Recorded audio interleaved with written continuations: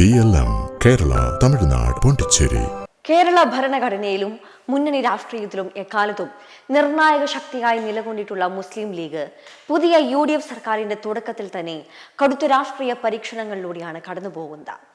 പ്രതിപക്ഷ നിരയിലായിരുന്നപ്പോൾ ഉയർത്തിപ്പിടിച്ച ആദർശങ്ങളും ജനകീയ നിലപാടുകളും അധികാരത്തിലെത്തിയതോടെ പാർട്ടിക്ക് കൈവിടേണ്ടി വരുന്നു എന്ന വിമർശനം അണികൾക്കിടയിലും പൊതുസമൂഹത്തിലും ശക്തമായിട്ടുണ്ട്.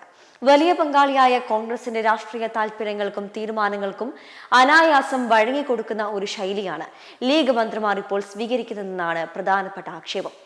ഭരണത്തിന്റെ പ്രാരംഭഘട്ടത്തിൽ തന്നെ പ്രകടമാകുന്ന ഈ വിട്ടുവീഴ്ചകൾ പാർട്ടിയുടെ അടിത്തറയിൽ വലിയ തോതിലുള്ള നിരാശയ്ക്കും ആഭ്യന്തര ചർച്ചകൾക്കും കാരണമായി മാറിക്കഴിഞ്ഞു. ഭരണപരമായ കാര്യങ്ങളിലും വകുപ്പുകളുടെ ഏകോപനത്തിലും ലീഗ് മന്ത്രിമാർ വേണ്ടത്ര ശ്രദ്ധ പുലർത്തുന്നില്ല എന്നുള്ള ആക്ഷേപം ശക്തമാക്കുന്ന തരത്തിലാണ് സമീപകാല സംഭവ വികാസങ്ങൾ.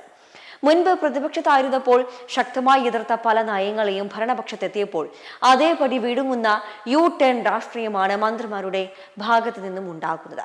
പൊതുമരാമത്ത് വകുപ്പിൽ മുൻപ് കോൺഗ്രസും ലീഗും ഒരേപോലെ അഴിമതി ആരോപിച്ച ഊരാളുകൾ സൊസൈറ്റിയെ മന്ത്രി PK ബഷീർ നിയമസഭയിൽ പരസ്യമായി ന്യായീകരിച്ചത് ഇതിനൊരു തെളിവാണ്. പ്രതിപക്ഷ നേതാവായിരുന്ന കാലത്ത് VD സതീശൻ ഉന്നയിച്ച കടുത്ത ആരോപണങ്ങളെ പോലും പൂർണ്ണമായും തള്ളിക്കളയുന്നതായിരുന്നു മന്ത്രിയുടെ ഈ നിലപാട്. ഇത് മുന്നണിക്കുള്ളിൽ വലിയ രീതിയിലുള്ള രാഷ്ട്രീയ അസ്വാരസ്യങ്ങൾക്കും പ്രതിരോധങ്ങൾക്കും വഴി തുറന്നിരിക്കുകയാണ്. കേന്ദ്ര ഫണ്ടുകൾ നഷ്ടപ്പെടാതിരിക്കാൻ എന്ന പേരിൽ തദ്ദേശ വിദ്യാഭ്യാസ വകുപ്പുകൾ സ്വീകരിക്കുന്ന പ്രായോഗിക സമീപനങ്ങളും വലിയ വിവാദങ്ങൾക്ക് തിരികൊളുത്തിയിട്ടുണ്ട്. ലൈഫ് മിഷൻ പദ്ധതിയിൽ പ്രധാനമന്ത്രിയുടെ ചിത്രം പതിക്കണമെന്ന കേന്ദ്ര നിർദ്ദേശത്തിന് മുന്നിൽ തദ്ദേശ വകുപ്പ് മന്ത്രി KM ഷാജി വഴങ്ങിയത് മുൻപ് LDF സർക്കാർ ഗുണഭോക്താക്കളുടെ ആത്മാഭിമാനത്തിന്റെ പേരിൽ ഉയർത്തിയ ശക്തമായ പ്രതിരോധങ്ങളെ റദ്ദാക്കുന്നതായിരുന്നു. സമാനമായ രീതിയിൽ കാവ്യവൽക്കരണത്തിന്റെ ഭാഗമാണെന്ന് പറഞ്ഞ് മുൻപെതിർത്ത PM ശ്രീ പദ്ധതി നടപ്പിലാക്കാൻ വിദ്യാഭ്യാസ മന്ത്രി N ഷംസുദ്ദീൻ തയ്യാറായതും വലിയ രാഷ്ട്രീയ പരാജയമായി വിമർശകർ ചൂണ്ടിക്കാണിക്കുന്നു. ഫണ്ട് നഷ്ടപ്പെടുമെന്ന മന്ത്രിമാരുടെ ന്യായീകരണങ്ങൾ സംഘപരിവാർ നയങ്ങളോടുള്ള മൃദു സമീപനമാണെന്ന ആക്ഷേപത്തിന് പ്രതിപക്ഷത്തിന് ആയുധം നൽകുകയും ചെയ്തു.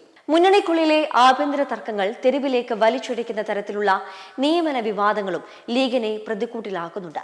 സംസ്ഥാന ഇലക്ഷൻ കമ്മീഷണറായി RSS പശ്ചാത്തലമുള്ള N ശേഷാദ്രിനാഥിനെ നിയമിക്കാനുള്ള തദ്ദേശ വകുപ്പിന്റെ ശുപാർശ കോൺഗ്രസിനുള്ളിൽ നിന്ന് തന്നെ പരസ്യമായ എതിർപ്പിന് കാരണമായി.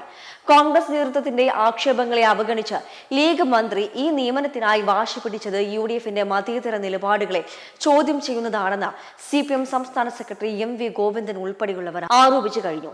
ഇതിനു പുറമെ മറ്റു മന്ത്രിമാരുടെ പേഴ്സണൽ സ്റ്റാഫ് നിയമനങ്ങളുമായി ബന്ധപ്പെട്ട് ഉയർന്ന അഴിമതികളും രാജിവെക്കലുകളും ഭരണത്തിന്റെ പ്രതിച്ഛായയെ തുടക്കത്തിൽ തന്നെ ദോഷകരമായി ബാധിച്ചിരിക്കുകയാണ്. പാർട്ടിയിലും മുന്നണിയിലും ഉണ്ടാകുന്ന ഇത്തരം ഗുരുതരമായ പ്രതിസന്ധികളിൽ ലീഗിലെ കരുത്തരായ നേതാവ് PK കുഞ്ഞാലിക്കുട്ടി പുലർത്തുന്ന നിഗൂഢമായ മൗനവും രാഷ്ട്രീയ കേന്ദ്രങ്ങളിൽ വലിയ ചർച്ചയാണ്. മുൻകാലങ്ങളിൽ മുന്നണിയിലെ കല്ലുകടികൾ ചർച്ചകളിലൂടെ പരിഹരിച്ചിരുന്ന ചാണക്യൻ ഇപ്പോൾ ഉൾവലിഞ്ഞു നിൽക്കുന്നത് അണികൾക്കിടയിൽ ആശയക്കുഴപ്പം വർദ്ധിപ്പിക്കുന്നുണ്ട്. പ്രതിപക്ഷത്തിരുന്നപ്പോൾ വലിയ തോതിൽ ആദർശ രാഷ്ട്രീയം പ്രസംഗിച്ചവർ ഭരണത്തിലെത്തിയപ്പോൾ ജനങ്ങളെ വഞ്ചിക്കുകയാണെന്ന തരത്തിലുള്ള കടുത്ത വിമർശനങ്ങളാണ് സാമൂഹ്യ മാധ്യമങ്ങളിലടക്കം ഉയരുന്നത്. സ്വന്തം വകുപ്പുകളിൽ പോലും വ്യക്തമായ നിലപാടുകൾ സ്വീകരിക്കാൻ കഴിയാതെ വലിയ പങ്കാളിയുടെ തണലിൽ ഒതുങ്ങിക്കൂടുന്ന ലീഗ് മന്ത്രിമാരുടെ ഈ ശൈലി ജനാധിപത്യ മൂല്യങ്ങൾക്ക് നിരക്കാത്തതാണെന്ന ആക്ഷേപം ശക്തമായി നിലനിൽക്കുന്നുണ്ട്. ചുരുക്കത്തിൽ പറയുകയാണെങ്കിൽ പ്രതിപക്ഷത്തിരിക്കുമ്പോൾ ഉയർത്തുന്ന രാഷ്ട്രീയ ആദർശങ്ങളും ഭരണപക്ഷത്തെത്തുമ്പോൾ സ്വീകരിക്കേണ്ടി വരുന്ന പ്രായോഗിക വിട്ടുവീഴ്ചകളും തമ്മിലുള്ള പൊരുത്തക്കേടുകളാണ് മുസ്ലിം ലീഗ് മന്ത്രിമാരെ ഇപ്പോൾ കടുത്ത പ്രതിരോധത്തിലാക്കിയിരിക്കുന്നത്.